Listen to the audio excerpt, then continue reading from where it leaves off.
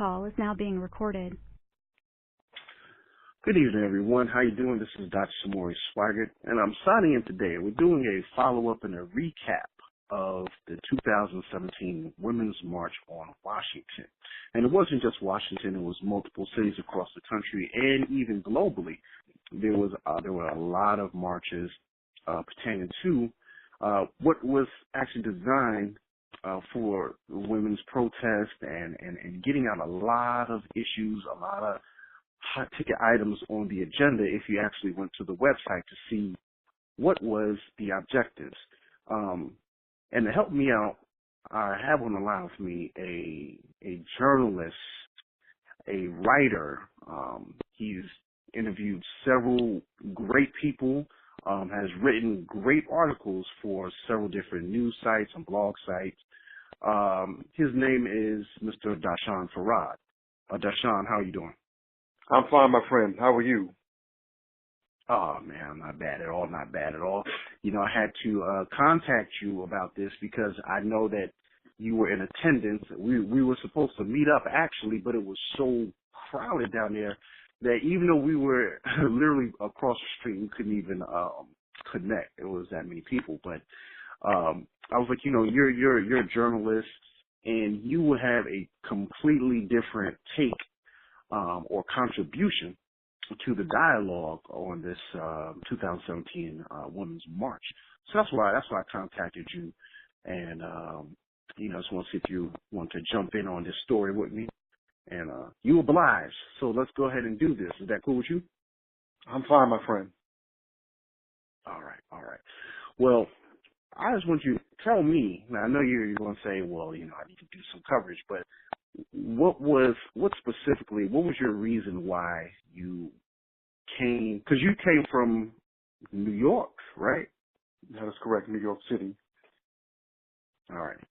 So you came from New York early morning and came down to D.C. What was your reason for being in attendance?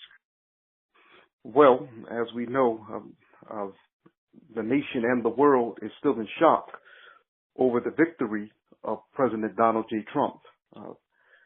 His victory literally sent shockwaves across the globe. People are still reeling from it. On Inauguration Day, Friday, January 20th, which was the day before the Women's March on Washington, there were several protests that got physical. And it literally was several police confrontations with protesters who were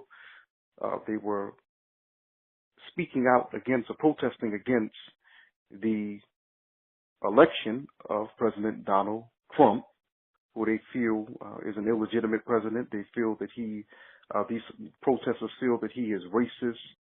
They feel that he is sexist, and even some have called him homophobic, and of course anti-immigrant, anti-Muslim, anti-black. And so, as we know, those protests got they got violent, as we could see.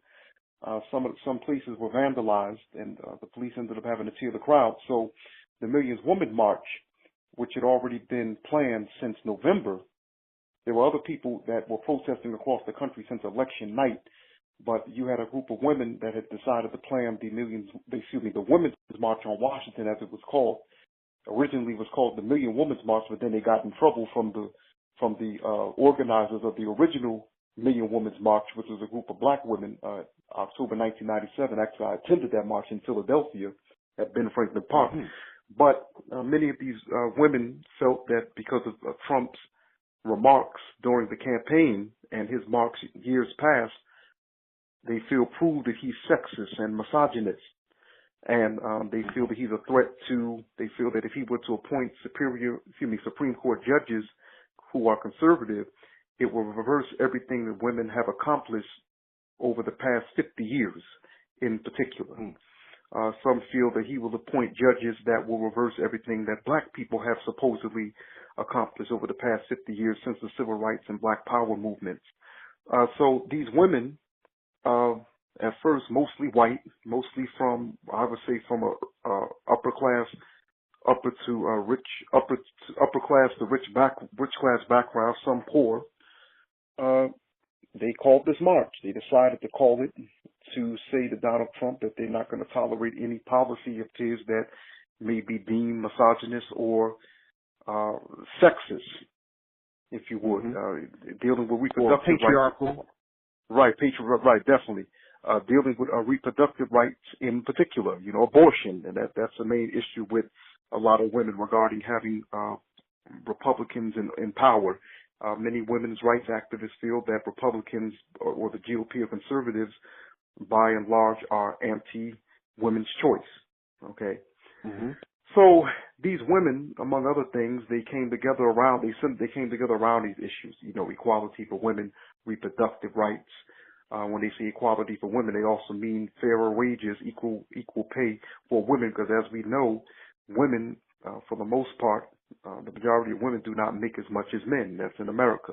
So these women were protesting that, and many of these women fear that a Donald Trump or a Republican presidency, along with the Republican-controlled Congress, will be a hindrance to what these women are trying to accomplish.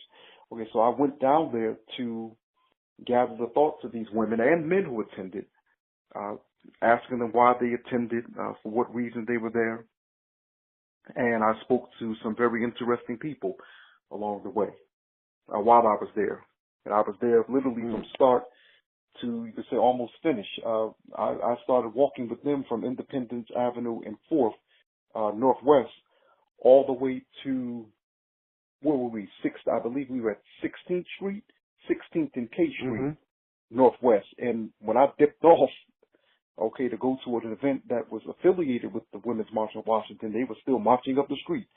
And it should be something to know that all the Starbucks in D.C. were closed on Saturday because the Friday before, one of the Starbucks had been vandalized while they were patrons aside, vandalized by one of the, according to the news, CNN and AP and NBC, by one of the anti-Trump protesters. So the Starbucks was closed on Saturday anyway. Yes, is that those people that were like dressed in black and all of that? When we say dressed in black, I'm not. You mean? I was watching some coverage. Go ahead. No, go ahead. Finish. No, I just know I was watching some television coverage, and there was like this group of people, and they were all dressed in black. They had the black mask over their face. And they were ones that were like, kicking in. I mean, you could tell that they were, they were not African American. They looked either white or Asian, like maybe like a Chinese, probably, if I'm not framing it right. But they definitely were not black. They didn't look like they were probably of Latino persuasion. They were kicking in the Bank of America window. They had these poles that they were like breaking up the, I think Starbucks, and there was a lot of other places. Right, there were other places that got vandalized. Right. Yeah. A lot of places that these supposed anti-Trump demonstrators were vandalizing. Yeah, you're right. But like I said, but still, Starbucks is closed. I'm not aware of the other businesses closing on Saturday. But Starbucks definitely was across D.C. They weren't taking any chances, even though there were no arrests reported during the Women's March on Washington. There were no conflicts with the police. They, as I was told while I was there and after, you read news reports, you read news reports and you'll see, like in NBCnews.com, ABCnews.com, read articles online like that there were no even incidents with police, that the marchers said that the police cooperated with them and vice versa. And you even find some marchers that even thank the police for helping to provide security for the march. Okay. All right. Well, now I want you to do this for me now. I want you to tell me, I want you to think of like, the 5 senses of the human body. I want you to use 3 of them. If you're able to recall and reflect, tell me what you heard, what you remember hearing, what you remember seeing, and what you remember feeling while you were there in that whole time. Because you got there, you got in town early, like around 6 in the morning, right? No, before that. Oh, wow, yeah. No, before that. I arrived in D.C. after 3:30 a.m. And on the Oh way wow. down, they were on my transport. On the way down, okay, on the train that I caught uh, during that time, on my transport, I would say there were I was on with women who were in attendance. Now, of course, we know that usually after 3 o'clock, we know that actually, like in D.C., like after midnight, like in Chinatown or in that area near Union Station, D.C. is going to be empty for the most part. Actually, period. Okay, all across D.C. It's not like New York City, okay, or Philadelphia.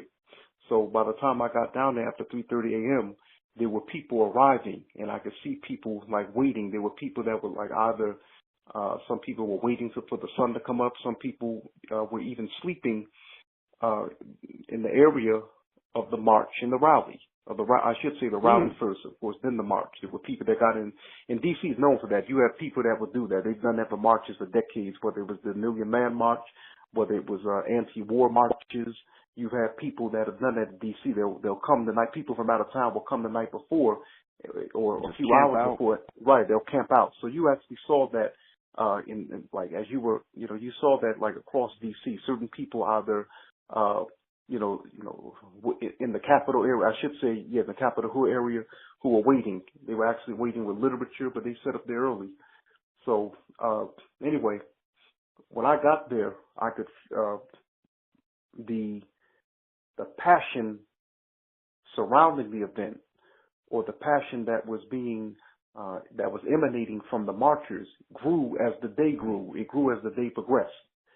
So it was literally okay, imagine waking up in the morning. You wake up in the morning and then, you're tired. But then what happens as your day progresses, you're at full throttle. That was the feeling that's what I witnessed. That was the feeling I got from the march, from the beginning. It started out as down because people have to arrive, and people have to get to the rally area. People have to walk to the rally area, you could feel that energy increasing. Now, this is what happened. Okay, I purposely waited around Union Station. I didn't check into a hotel. I purposely waited at Union Station just to witness people come in, just to do, so I could be able to tell our listeners what I'm doing now. Okay, and that is I was observing the people that were coming in. So by 6:00 a.m. That's when Union Station started to get swelled. People were coming in from trains, of course. They were coming up from the airport, but the airport, Dulles and Reagan International, they have train routes. But you also have people coming in from like Maryland, coming in from Virginia, the surrounding areas. People that flew in, and of course, many of the hotels are booked. All right. You had people that came in from different parts of the country who stayed in hotels or with friends and relatives at the surrounding areas. And so Union Station, quite naturally, that was for many was the meeting point. Okay. Because keep in mind, I should say en route, it was the meeting point because keep in mind, Union Station is on Capitol Hill. That's Capitol Hill. You see the Capitol, the dome of the Capitol right across the street. And then Independence Avenue is a rather short walk away. I would say it's for some people, it'd be a nice long walk, a nice little walk. Okay. So people were coming in. Most people I saw, like I said, Union Station was swelling. It was swelling. So the rally was due to start at 10 a.m., but you had people getting there by there were people that were already at the rally site, as I was told, by 4 o'clock. Some people had spent the night there, like I said, but they started setting up at 4 o'clock a.m., the sound system and all that. But you had people that were arriving, marchers that were arriving in, they were swelling in Union Station. All of a sudden, this is what you saw at a certain point by 7 o'clock. I would say, by 7:30, as it was approaching 8 o'clock a.m., you saw women and men marchers, mainly women, with their signs. Okay, with some of the signs that I'd rather not repeat on the air, but these signs were they were focused on focused on women's empowerment. Someone was targeted at Trump directly too. Right. Of course, those are the signs I don't want to repeat. For example, when Trump said that he grabbed women by the vaginas in that tape that they played during the campaign, you had a sign that said that, and I'm saying it the nice way, this vagina grabs back. And then you also saw women and men, but mainly women, of course, as it was a majority. It was a women's march. Were wearing pink caps with cat ears, and that was supposed to symbolize, as I was told by several of the marchers, it was supposed to symbolize a woman's vagina, but they were calling it the other word, the P word that goes with cat. Okay. Which, by the way, I know a woman, a married woman who considers herself a womanist, not a feminist, who actually had a problem with that, who I actually spoke with last night. She had a problem with that. She said to me, look, if you're talking about women's empowerment, why are you degrading yourself to that part of your body that men have exploited for centuries?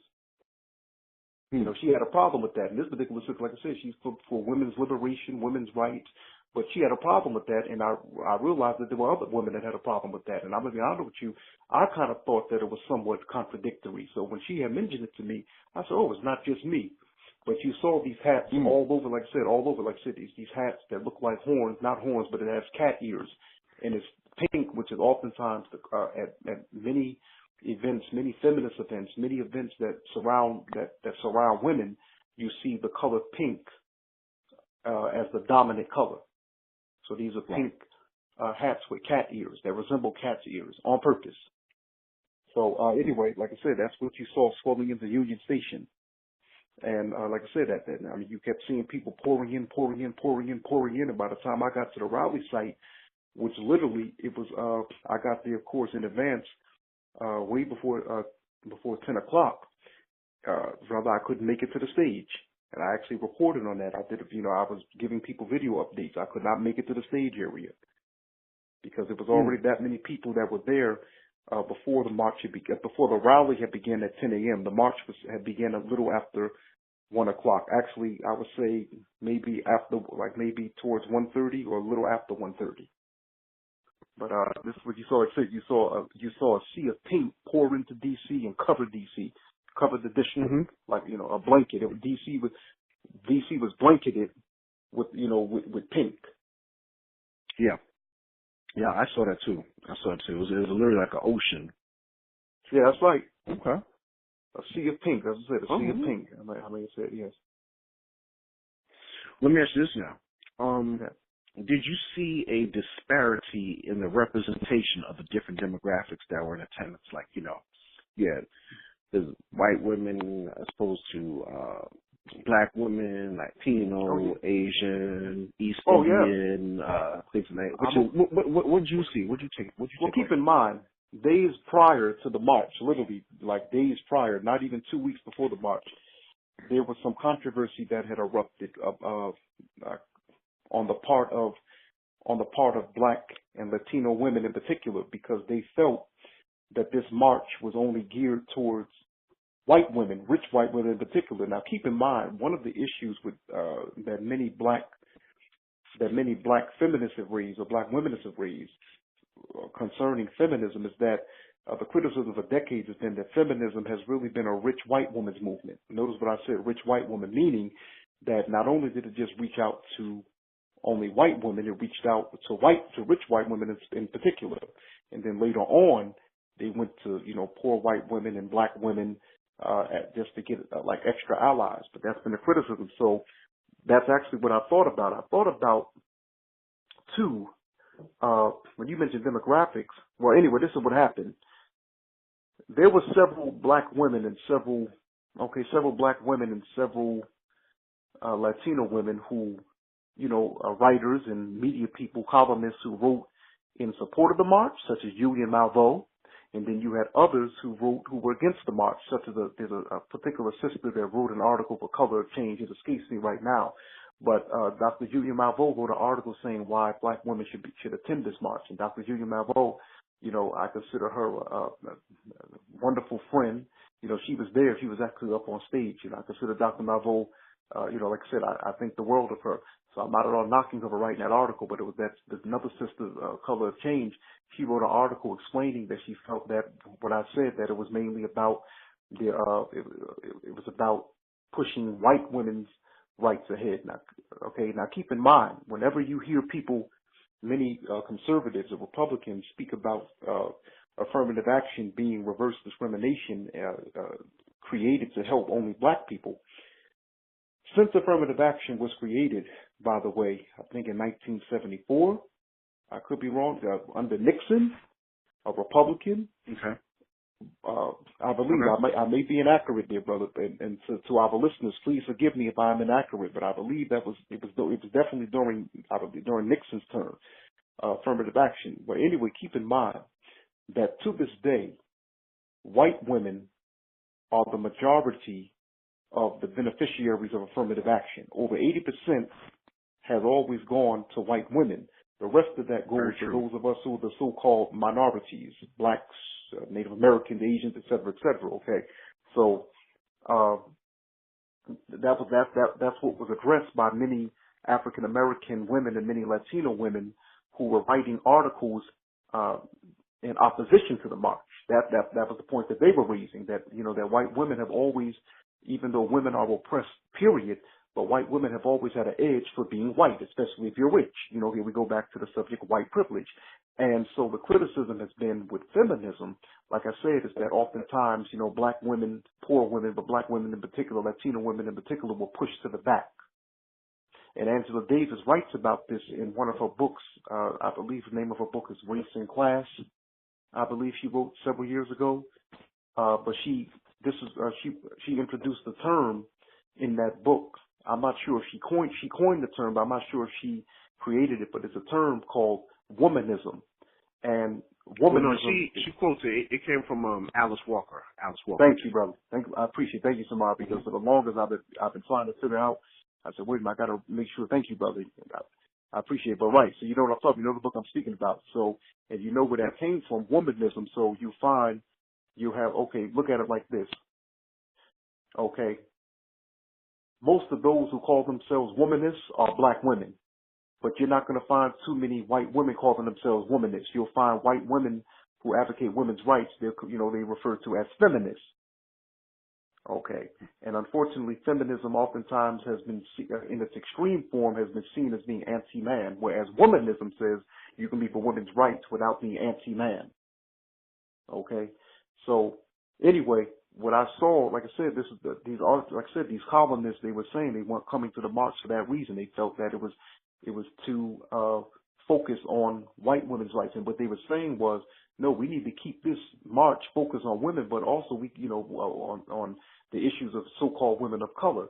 And that's where you have, that's when they reached out to three good friends of mine who I've worked with in the Justice League, Linda Sassor. She's over I believe the Arab American League out of New York. And by the way, they started coming at her on the internet because they tried to say that it was a terrorist march because they had Muslims. She's a Muslim, Palestinian Muslim, non-white Palestinian. Right. Wow. And then you have, they reached out to Carmen Perez. She is the executive director of the Gathering of Justice. Okay. Latino sister. She, Mexican. She's a light-skinned Latino who identifies with her African roots. Okay. She's Mexican, Mexicano. And then you have Tamika Mallory, African-American woman, so-called African-American woman. I don't like using that term too often, African-American, but that's another story. She she was the executive director for the National Action Network, Reverend Al Sharpton's organization. Okay, and she had resigned. She had that position for like maybe 4 or 5 years. All these three women are very talented, but the organizers of the Women's March had reached out to these three women to be co-chairs. Now, some say that they did it as a strategy, as a way of attracting, once again, black women and Latino women and other so-called women of color as a way of gaining numbers, which is what the feminist movement was accused of doing in the 60s. Trying to get black allies, and of course, get that numerical strength. Right, the numerical strength. And of course, other communities have been accused of doing that. Italians, Jews, gays, and lesbians have been accused of using black people to advance their agenda. Okay, so you actually had a case of that. And so the articles that were written in opposition of the march by black women and other non-white women was that this is the same old, that we've been dealing with for 50, 60 years. That was their mentality. Okay, so and it's funny, brother, because when I went down there, it's a journalist. She's a young journalist. She's a student. at North Carolina A&T. Okay, and she, this particular sister, she's another Afro-Latino. Okay, and she had a sign that said, "I'm a proud Afro-Latino woman." And the reason she did that was because she noticed days before that it seemed like that the march was only catered or geared towards white women. So she came up from North Carolina with her sign that said that. Okay, and so when I went down there, I'm gonna be honest with you, dear brother. Now listen up. I knew. Okay, keep in mind, I was looking around too for, black and brown women. All right. And I'm sitting up because, because it was supposed to be so diverse, Women's March. When you go to their website, they were propping it up as being diverse. They had these 3 women of color co-chairing, as I said. They reached out to them, 3 women of color who were very popular, who I've worked with, co-chairing. And they, so when I went down there, I was looking for black and brown women too. So, and I'm like, wow, I'm like, wow. I said, now listen, you have a right to invite who you want to your march, but if you're propping it up as something, you understand where I'm coming from? And but it's something else, that's when it becomes a problem, and you have to ask yourself the question, well, wait a minute, even though the march was being lauded as a diverse march for women, period, in America, it was even, just to let you know too, Brother Samori, that the march had other issues on the table. Like I said, they were fighting against Islamophobia. They were fighting against homophobia. There were other issues, but of course they have women as the focus, and there's nothing wrong with that. They have women as the focus. Women catch a lot of hell, okay? But at the same time, they were trying to make it appear as if though like women of all so-called racial backgrounds. But when you got there, it was majority white women, and so and I interviewed several people. I interviewed 2 black women. I interviewed 1 white woman. I interviewed a man, okay, and the 2 black women, that was their concern. Like, okay, like, they supported the march, but they did say in a very nice way, but they did mention, they didn't say where all the sisters at. They didn't say where all the black women, but they did say, it's important that, we still, that women of all backgrounds, the needs have to still be addressed. That's what both of these 2 said. One of them was an AKA, Yosora. Okay. And another one was a school teacher. Another one was a school teacher, a black woman. So I got interviewed a white woman school teacher, a black woman school teacher, and the AKA, she wasn't an educator. But anyway, the 2 black women I interviewed, they was, like I said, they said it's a very, good thing. Women need to come together, issues that affect them, but at the same time, make sure that it's not make sure that it's not exclusive, especially if you're promoting diversity. Right. Now, go. Yeah. No. Go ahead. Now, and I was thinking about this. Now, see, the Million Women's March, okay? Now, in 1997, October 27, 1997, that I attended, I believe it was October 27, that I attended when I was 20 years old in Philadelphia, they made clear that its focus was black women. You understand where I'm from? They made clear there was no deception involved, and I'm not at all accusing the Women's March at this point of being deceptive, okay? But the Million Women's March, which was organized by Sister Filet out of Philadelphia, who I know, okay, they said from the beginning that this is a march that that's honoring, all women are sacred, but we have to honor black women because black women catch the most hell in America. Yeah, okay, out of in terms of the women, you understand where I'm coming from? In terms of women's rights. Okay, they live in a racist and a sexist society. Okay, so that's like I say. So that's something different. They said it's for black women. They didn't say, oh, it's for all of us of the human family, the rainbow, and then you show up, it's a bunch of dark folk. Okay, but they said it was diverse, and we showed up, and the 600,000 people, and I observed this. It was majority white women who appear, based on their conversations, they appeared to be from well-to-do backgrounds. So I really didn't see. I would say, brother, that yes, you did see some from like rather diverse financial backgrounds, but you saw a considerable amount of white women from upper backgrounds based on their conversations, talking about their schooling, some of them were wearing, their Ivy League college jerseys, that type of stuff, Right. So different things that will identify them by class or social structure. Right, and they like I say it, right, and their conversation, listening to them, and their conversation. But go ahead, yes, sir. Mm-hmm. So you would say that the narrative of the website didn't necessarily match what manifested in the march. Well, I should say, brother, racial-wise, I would say racial-wise, brother. Racial-wise, yeah. right. Racial-wise, right. The diversity. Mm-hmm. Right. You hit it right on the head. Mm-hmm. Right. Okay. Let me ask you, let me ask this, because I know, being that we're talking about this now, I remember I was telling you earlier, you were saying that Minister Farrakhan's granddaughter was in attendance? Well, yes, his adopted granddaughter, Sister Yonaja Lone Wolf. She's she'll let you know she'll say she's a Black/Native American activist. She's a musician. She's a singer. Because you had several, you had Native American women, because the stuff that, as they would say, indigenous, the stuff that they've done to indigenous women, okay, brother, in this country, sterilizing them, keeping them from having babies. They had to be represented, brother, because, you can't talk about women's rights in America. Once again, that was another issue that was said, make sure that you address the indigenous, what they're doing to indigenous women to this day on the reservations. Okay, brother, right. they would say, so they have to be represented, brother, definitely. But yes, Yonaja Lone Wolf, who I interviewed for us, Your Black World, several months ago, concerning what's taking place in Stone. I'm saying, brother, hold on, brother. I don't want to mess it up.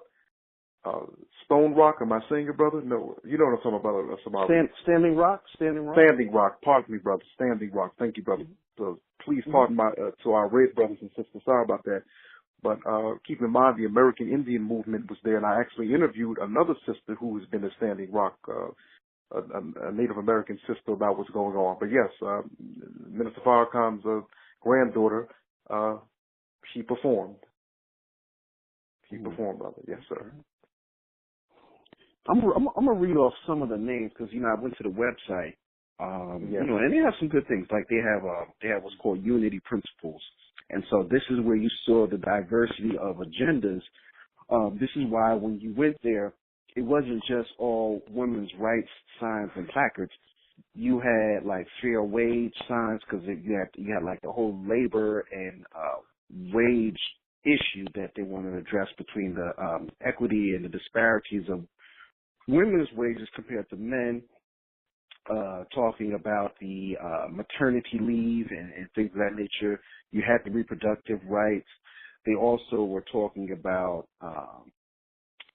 environmental rights. They were this is what I'm saying. They call them unity principles, where it wasn't necessarily just saying, hey, we're targeting women, but they were saying, listen, we invite everybody to bring these different issues to the table, and we'll all unite under this banner.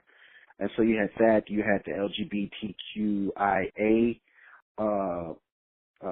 a movement. You had the Latinos movement. You had it was a lot. It was like a scientific community out there.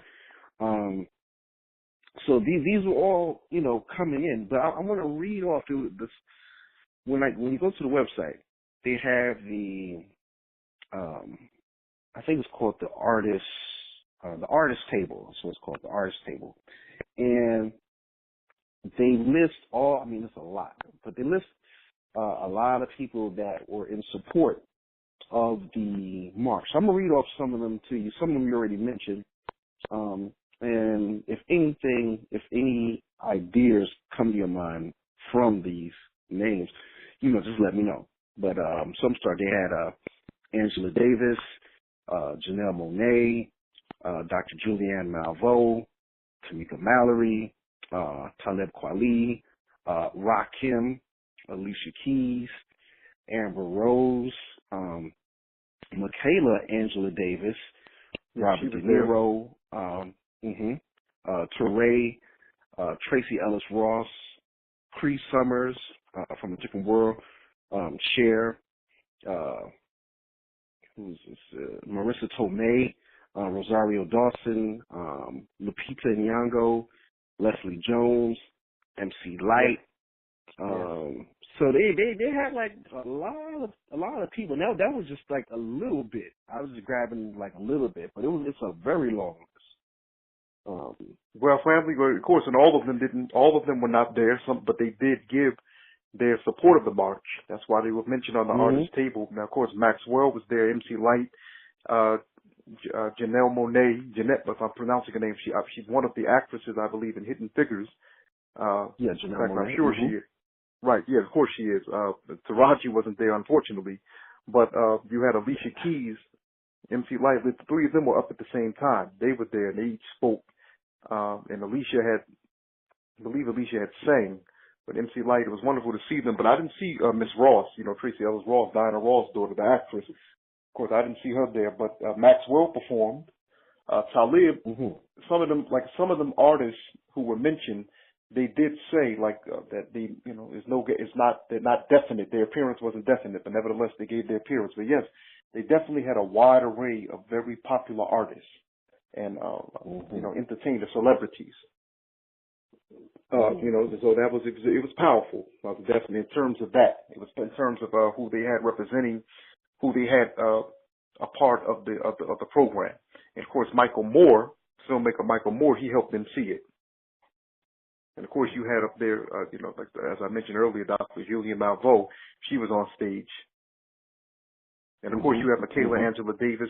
Of course, you had Dr. Angela Davis, which I should have mentioned earlier, brother, when I mentioned her book. I should have mentioned that she was there. She spoke. She spoke in that same time frame that Alicia Keys and MC Light and Miss Monáe did. But then, of course, you had Michaela Angela Davis, who was a CNN contributor and a writer.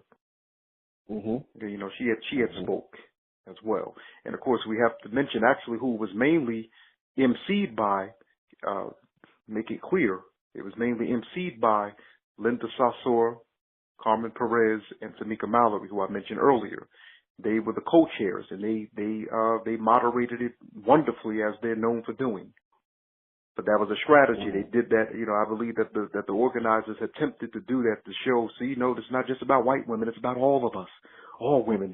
But there's still people who are not buying that. I know I'm certainly not. But in my modest, I'm not speaking as a journalist now. I'm speaking as a commentator. I can be opinionated right now. My modest pundit opinion.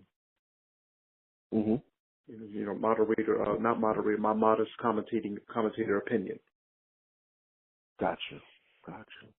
Okay. Well, I'm going to ask you two more questions so, it won't get too long for the people.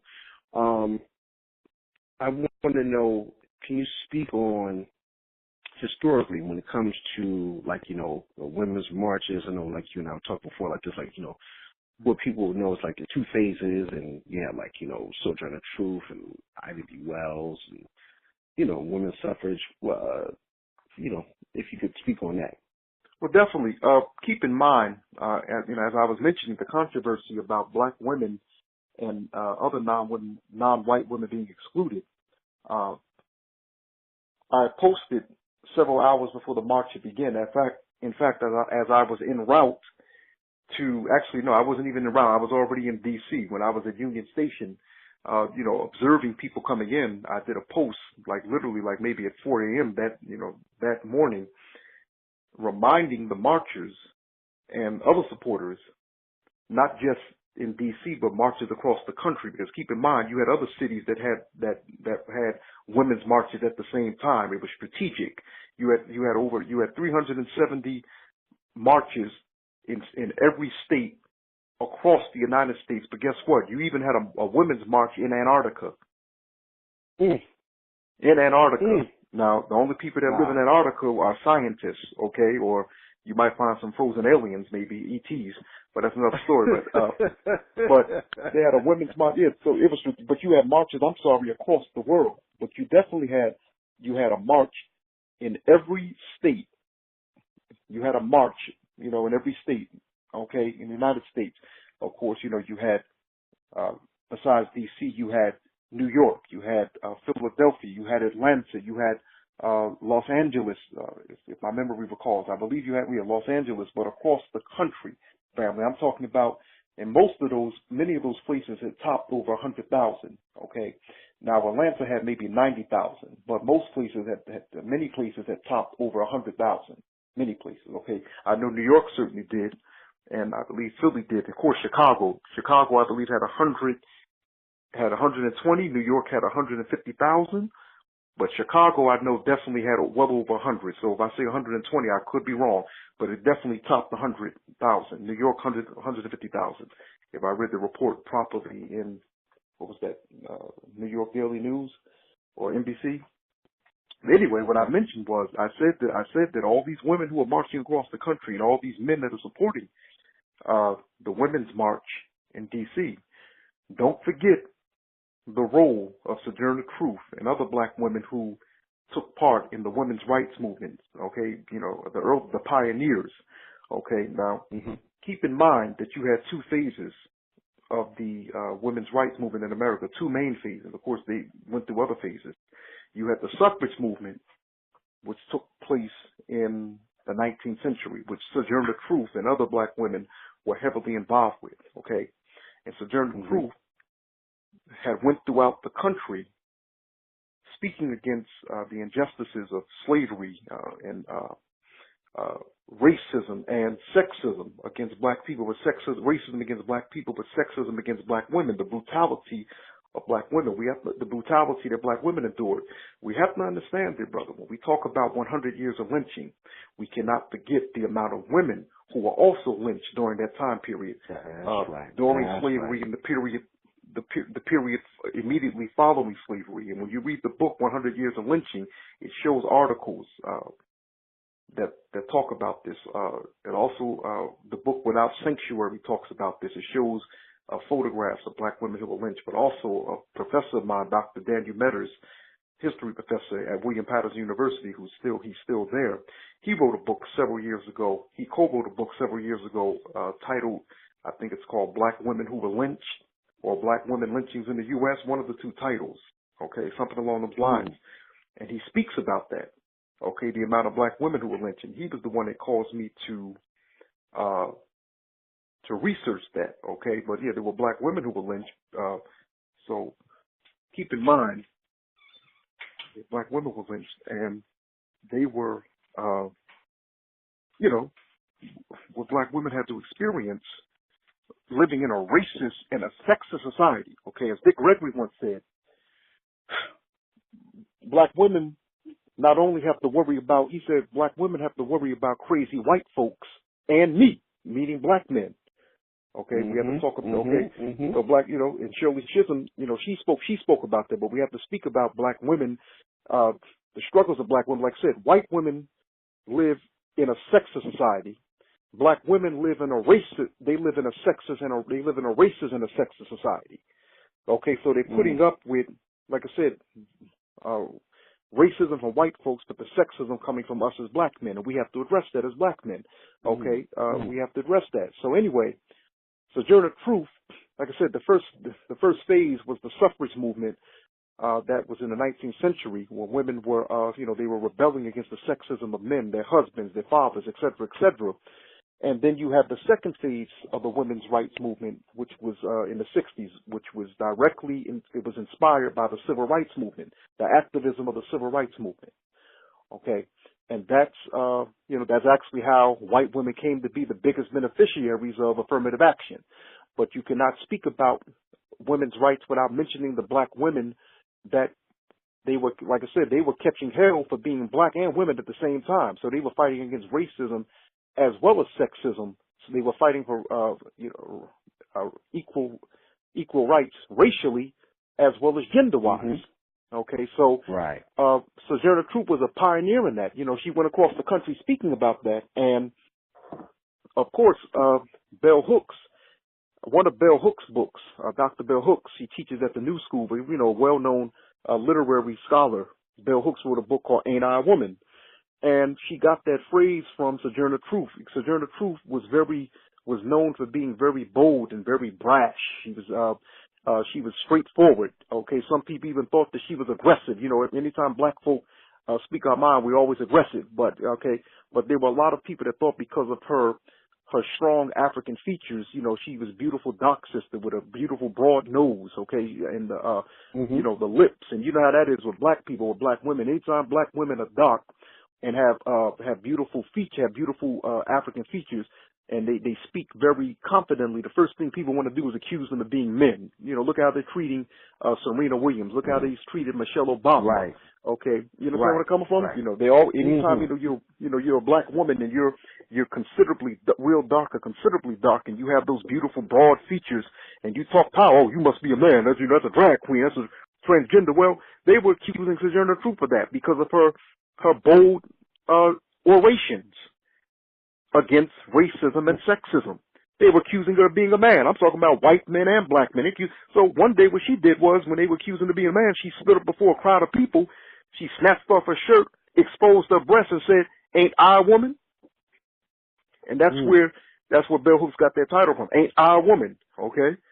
Yes, I'm speaking boldly, but yes, I'm a woman. Right. You had to do that, and that's to show you, brother. Powerful. Yeah, it's very powerful. It's to show you that, you know, like I said, the rash steps that black people had to take in this country, black women in particular, at that time. Okay, you had to do things that were harsh like that, or brash. Okay, brazen.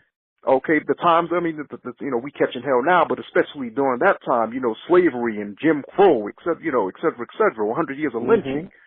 Okay, so I said that you cannot speak about women's suffrage, women's rights, without mentioning Sojourner Truth, because she played a tremendous role in women's suffrage, a tremendous role that, in my judgment, is still often ignored by some of our scholars, historians, some of our feminist friends. So that's why I mentioned it. And I said that me being a student of Dr. John Henry Clark, me being a scholar of African studies, of black studies, you know, I'm always going to mention the black role, okay, of powerful movements across the world, or you know, that's my thing. I'm always going to do that. Okay, you know, me being, like I said, so I said, make sure you mention, there were, like I said, there were other women, there were other black women, thousands of black women that took part in women's suffrage, but she was the most popular, who, in my judgment, is often ignored.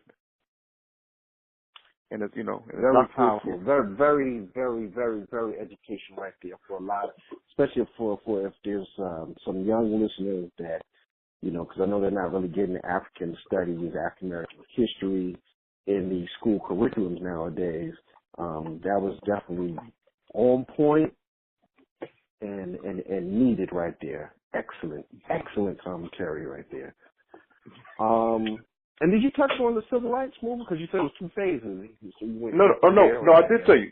No, I did mention that. I said the second phase was the civil rights phase. I said that's when it was more of an activism out in the streets. That's what I said. I said the first phase was women's suffrage, 19th century. Second phase was the early 60s. Into the 70s, women's lib. That was the civil rights phase. That's when they were inspired by the civil rights, by the black civil rights movement. You know, even though the civil rights movement was fairly integrated, it was black led. Okay, it was, you know, so they were inspired by that. And keep in mind, white women are the biggest beneficiaries of affirmative action because of those black civil rights marchers. They came in under, like I said, they came in under the Civil Rights Act. Right. They came in under the Civil Rights Act. Yeah. Right. So that's what I'm saying. Right. So that's the women's lib movement. So I mentioned that. That's the second phase, the sixth. And also too, what I recommend though, too, to study, keep in mind that some can argue that there's a difference between black feminism and white feminism, or white feminism and non-white feminism, or womanism. Okay. I recommend that that the listeners get the book called Black Feminist Thought. The author's name escapes me right now, but Black Feminist Thought, it speaks about a lot of that. This is different. This is the Black Feminist Thought it contains the thoughts. It's a book of essays that talk. It's from Black feminists. That's why it's called Black Feminist Thought. And it talks about that. It talks about. It gives you a perspective of many black feminists. It gives you perspective, how they deal with white women, how they're looked upon, how they're treated in the feminist movement. Yeah, I recommend you read, the listeners read Black Feminist Thought. you know, it's interesting. Like, you know, I talked to another sister about the womanist versus the feminist issue dynamic, and to me, it's almost as if, kind of like what you were saying before, womanist is almost as if to say, listen, I am struggling to be recognized as a human, you know, as almost as you got to recognize my humanity and existence as a human, as a woman, like I'm here.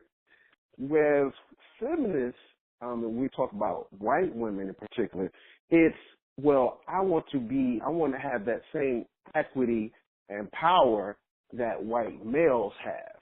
You know, so it's kind of like for black women, it's like a double fight. Like, one, recognize me as a human, and then two, I need to be recognized on the same level as what the traditional patriarchal system in America has for white men. You know, you look at we just left with Barack Obama. He was the first person to even cause a deviation in the tradition of white male presidents. Other than before Barack Obama, it's just been all white males. So that patriarchy is evident, and we're right back at it with Trump. So it's almost, to me, and like you said, you know, I could definitely be wrong in what I'm saying, but I'm just telling you like how I feel is like the womanism is definitely needed, because it's like, look, recognize me, I'm human. Like, you have white women that have the privilege, they're just trying to really get that equity and that power, the benefits, the accoutrements that white males possess.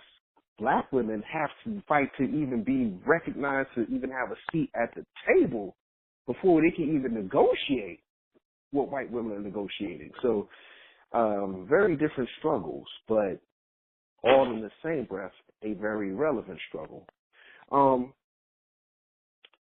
Let me ask this real quick question, last question, so we can wrap it up. What did you leave with? What did you leave with? What feelings, ideas did you're riding back on your transportation, getting back to New York? What were the reflective thoughts and things in your mind, or were there any? You could have just well, of course, I was, I applauded, anytime, oppressed people try to empower themselves. Like I said, I have no problem with women's rights. I have no problem with women demanding equal treatment, if you would. Okay, for the most part, I have no problem with that. My thing was, I was just making sure, as some of our black and brown sisters said, I read the same concern that you don't try to push them to the back, but also don't try to use them to advance yourselves, as was done to us before. That's what happened before during the feminist movement. That's it. That's what happened. You had white women of a certain age group, certain demographic, had got in under the Civil Rights Act after all the work we did, and they ended up becoming the major beneficiaries of affirmative action. Okay, so I thought about that. But I'm asking, what next? Okay, Donald Trump is the president, and you have a problem with that. Okay, what? Now what? You can call him a racist, misogynist, xenophobic, anti-immigrant, but deal with it, okay? You're going to have to, okay, how do you plan on dealing with it? I asked Roland Martin a few months ago during the campaign when I was on his radio show, when black people seemed to be panicking over the possibility of a then candidate Trump becoming President Trump, and I asked the question to Roland. I said, in the event of a Trump presidency, do African Americans have a contingency plan to deal with it? And he said no.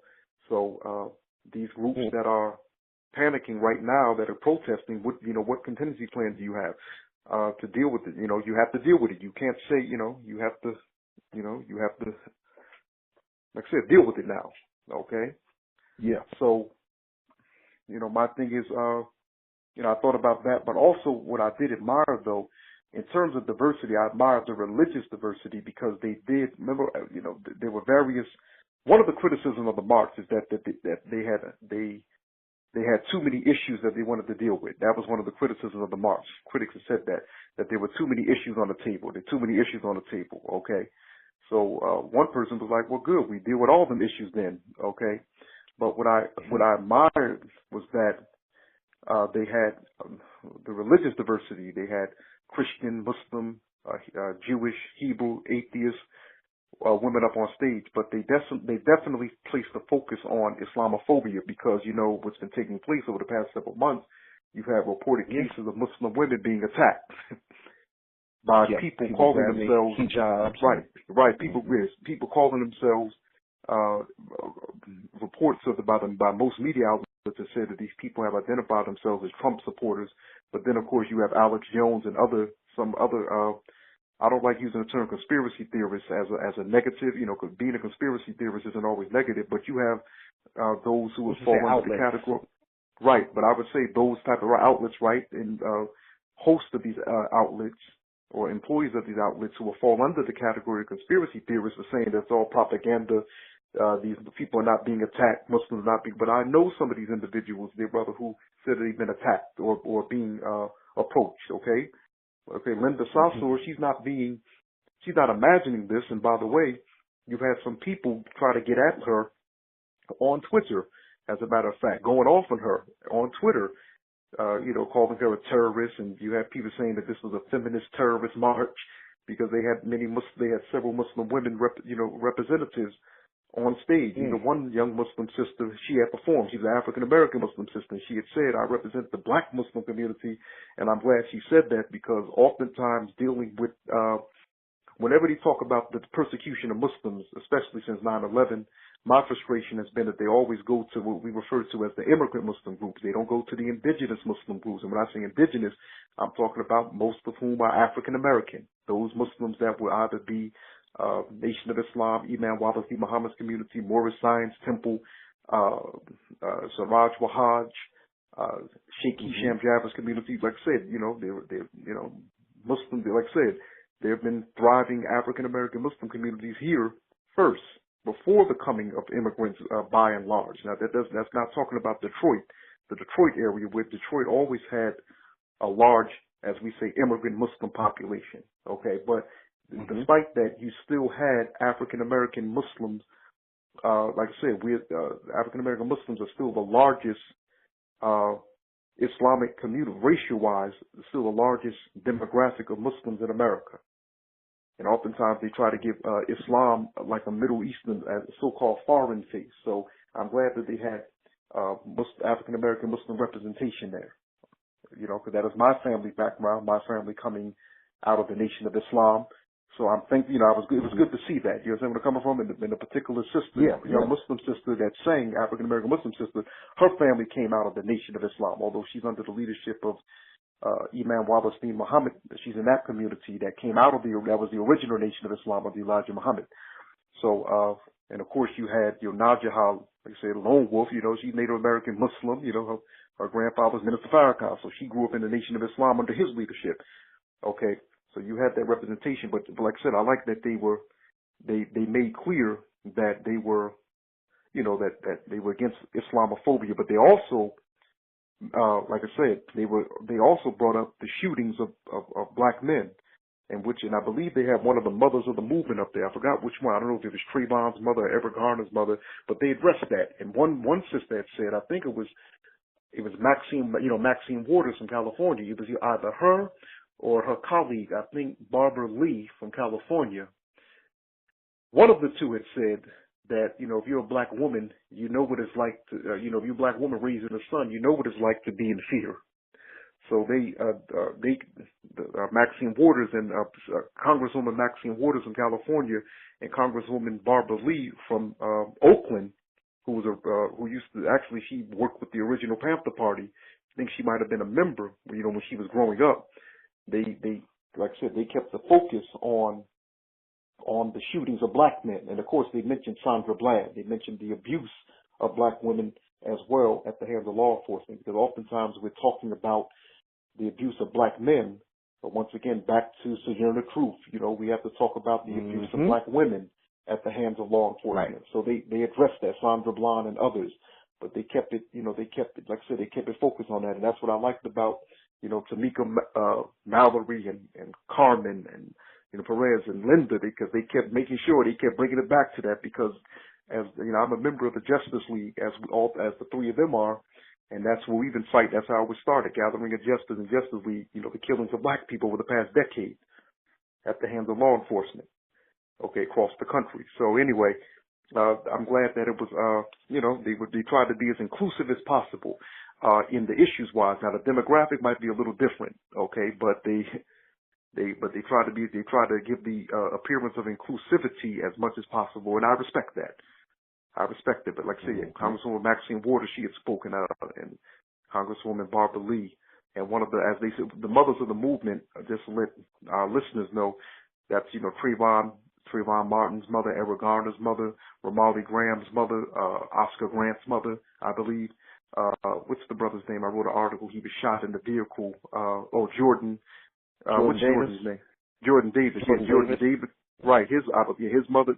Well, these are who they call mothers of the movement. These are women, black women whose black sons were unjustly killed at the hands of either law enforcement or vigilantes. You know what I'm saying? For the most part, white vigilantes are those who thought that they were white vigilantes, like like Zimmerman. Zimmerman is, some people say, well, he's not white, he's Latino. Well, keep in mind, Latino is not a race, it is an ethnicity, and he identifies, if you can see, he seems to identify, him having a white father, he seems to identify as white, based on how he was behaving in terms of his position towards Trayvon Martin. I'm saying, and I'm not saying all white people go after black, but that's not what I meant. But he's more indoctrinated into white society. And his language, they always get away. He said, and that's, oftentimes you hear that with a lot of white law enforcement. But anyway, so that was all. Like I said, that was discussed, and he did mention, like I said, Trayvon Martin, all those who were shot down, because they were.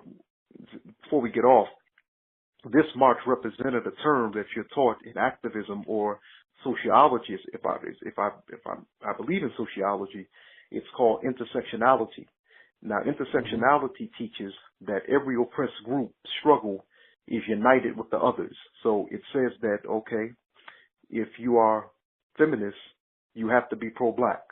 If you are pro-black, you have to be pro-LGBT. If you are pro-LGBT, you have to be pro-black. You understand what I mean? It says that all the struggles are united. And so you saw a lot of intersectionality during the march, during the Raleigh/march.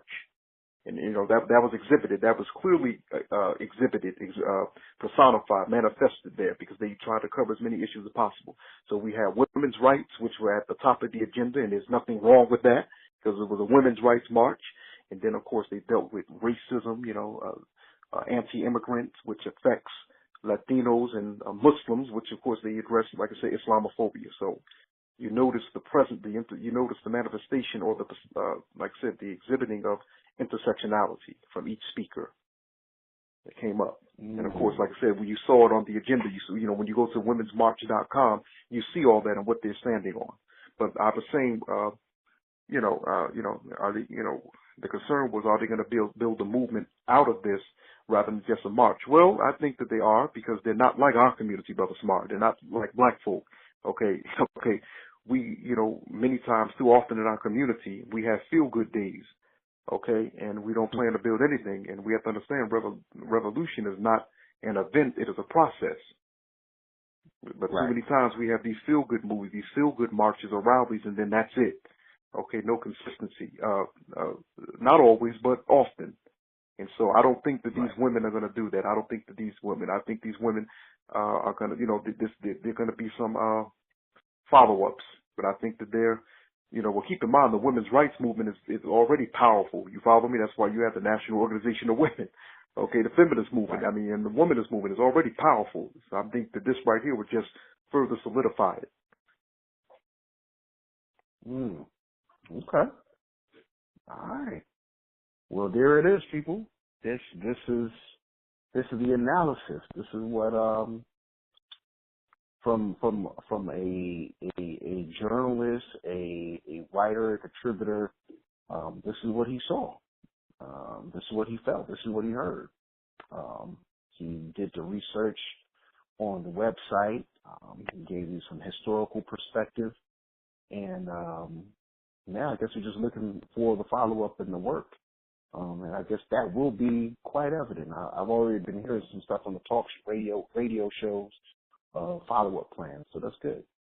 So I guess my message is continue to struggle. It's like Frederick Douglass say, agitate. So, and Samari, one thing too, keep in mind. Keep in mind too, Samari, I couldn't leave this out. There was a lot of Trump bashing going on, and I'm not saying that that's a bad thing. I'm not saying it's because you bash somebody doesn't mean it's necessarily a bad thing. But there was a lot of Trump bashing. They were going at Trump. They were straight up going at Trump. Madonna. Don't forget Madonna. She spoke. Madonna had said some things that we consider rather inflammatory. She spoke. Oh yeah, she said some things that I put on a terrorist watch list, but right, that's right. But rightfully so though, as far as the bashing of Trump, when you think about women's rights and reproductive rights and sovereignty and control over their bodies, I mean, you have to expect people going to push back. Yeah. Cool, man. Well, was there anything else you wanted to say, brother? Or you want to close it out? Oh no, brother, it's your show, family. You close it out. I'm fine. Thank you for having me, my friend. All right. Well, listen, let people know how they can reach you. Maybe there may be something they want you to come out there and cover, because you also do, freelance too. Like you can cover stories and events and all that. Well, you can reach me at my website, which is doshonfarad.page.tl, and my name is spelled D as in David, Oshon as in Nancy, F as in Freedom, ARAD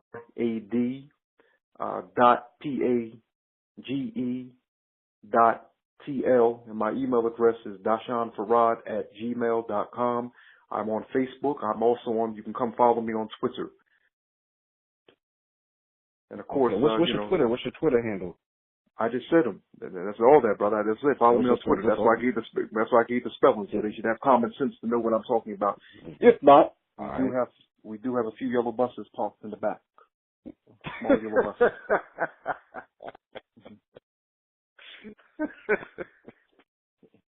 And on that note, we are out of here, Steve.